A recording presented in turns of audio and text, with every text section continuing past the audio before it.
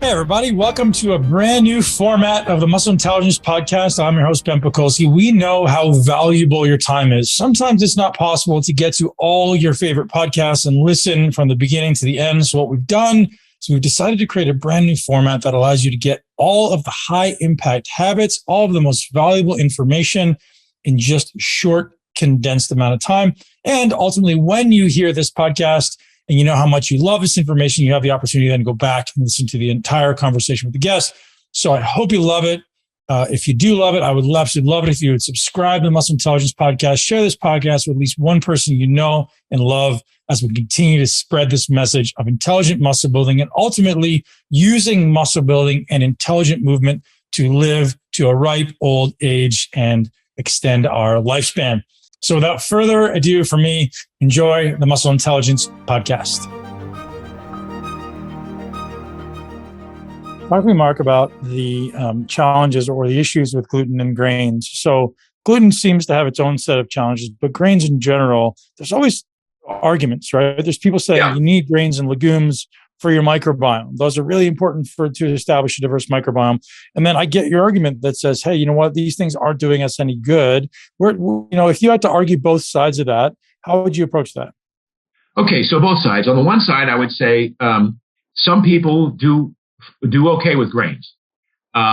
Wheat in Europe, for instance, is far different from wheat in the United States. It's wheat in the United States is grown specifically for its gluten content, for its gluten is protein. It's the plant storage form of protein. Typically, it's so tightly wound in these grains, in these seeds, that the human body has not had enough time in terms of evolution to adapt to the easily digesting of these glutinous proteins. So with some people, it's horrible. If you have celiac, you can die from eating grains. Other people, like myself, I can eat corn as a grain, ground up corn. I can have, there's a few other types of grains that I can have. Wheat is an issue for me, but I can have a couple of bites of bread, and it's not, I've repaired my gut enough that I can reintroduce, as long as there's a lot of butter on the bread, I can have a couple of bites of bread. Other people, zero issue. Grains are the basis of their diet. They have cereal for breakfast. They have a sandwich for lunch. They have pasta for dinner.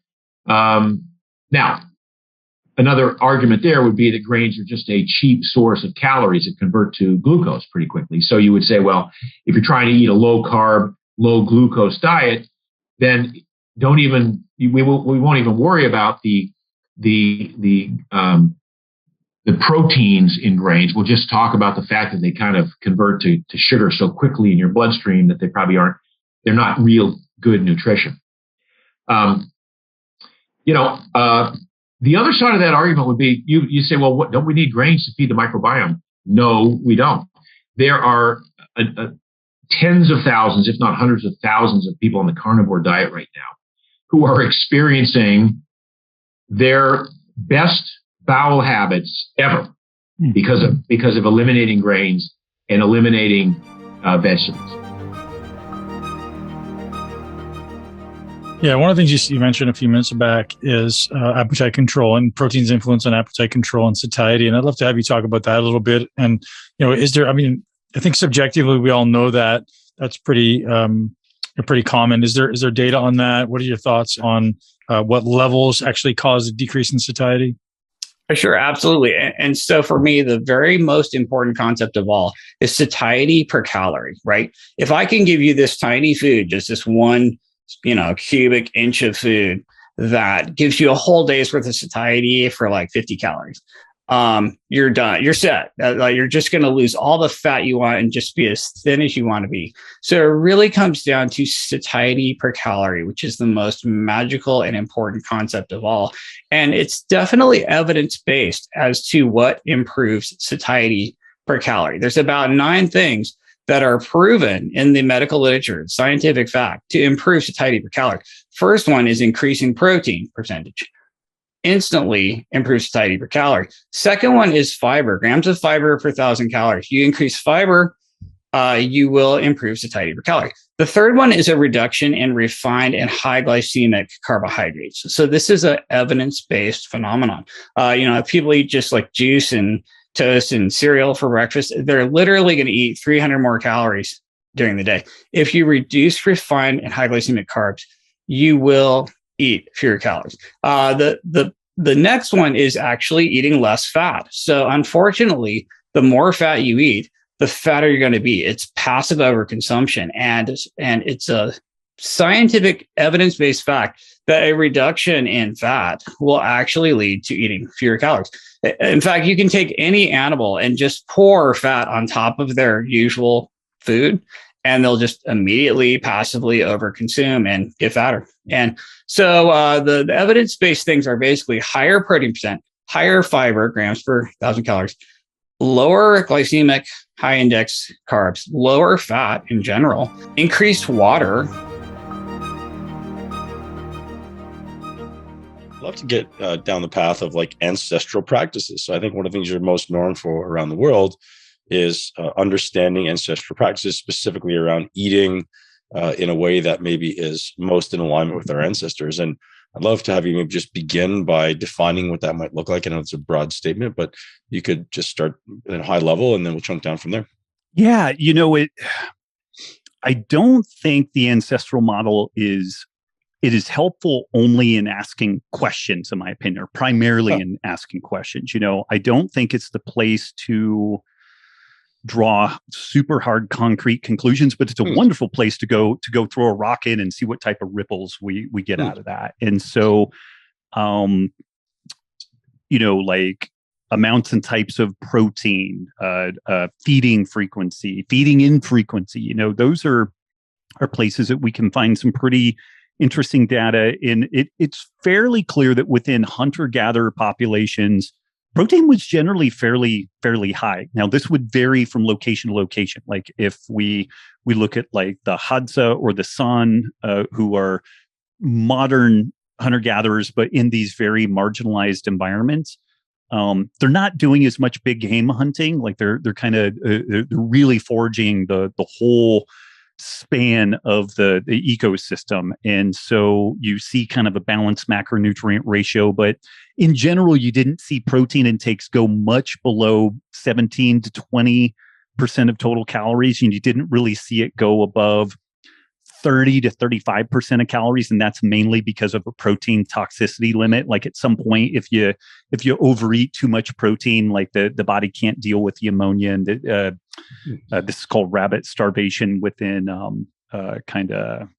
ancestral health circles. Like there was an observation when people were expanding across the Americas in particular, that if they had access to like very lean proteins like rabbits and not any carbohydrate or not any significant amounts of fat, that they would get sick at some point. And it was due to this rabbit starvation. So we kind of had some brackets there.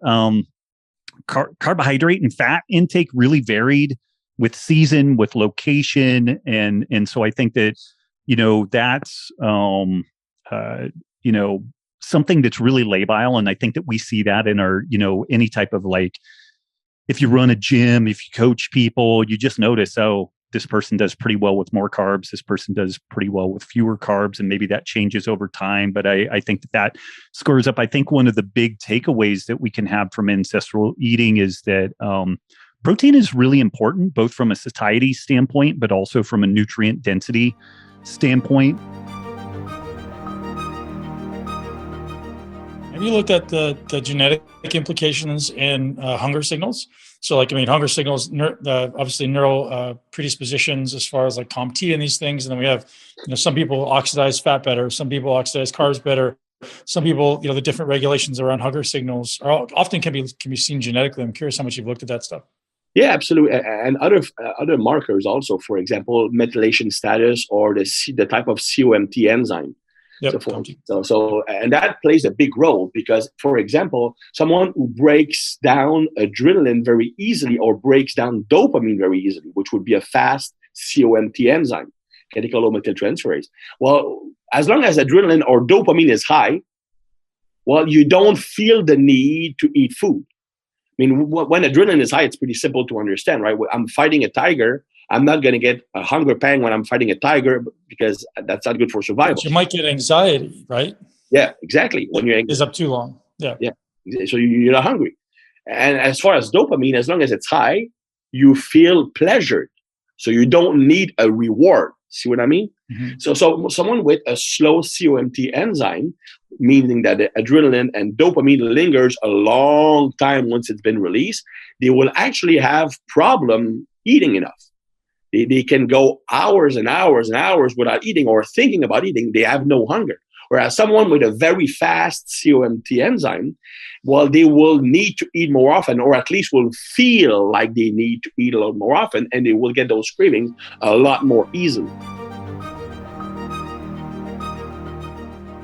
Ladies and gentlemen, I hope you have enjoyed today's high impact summary. If you want to go deeper into any of the content you just heard, don't forget to check out the full length show that was just released. You can head over to muscleintelligence.com/podcast to check out that and all of our podcasts. If you want to subscribe so you never miss a podcast, head over to your favorite podcast platform, whether it be Spotify, Apple, YouTube, any of the amazing places where great podcasts to listen to. You can head over there and subscribe. If you want to join our email list to get free information where I'm constantly providing value, I'm constantly providing insights into the information learned on these podcasts, you can head over to muscleintelligence.com/learn to grab a free guide on ultimately living your greatest life. Thank you for being here. And as always, live your greatest life in a body that you absolutely love. Thank you so much for tuning into Muscle Intelligence. If you enjoyed today's episode, please be sure to share it with at least one person you know. Make sure you're subscribed so you never miss an episode. This podcast is for information purposes only. The statements and views on this podcast are not medical advice. This podcast, including Ben Pakulski and the producers, disclaim responsibility for any possible adverse effects from the use of information contained herein. Opinions of guests are their own, and this podcast does not endorse or accept responsibility for statements made by guests. This podcast does not make any representations or warranties about guest qualifications or credibility. This podcast may contain paid endorsements or advertisements for products or services. Individuals on this podcast may have a direct or indirect financial interest in products or services referred to herein. If you think you have a medical problem, consult a licensed physician.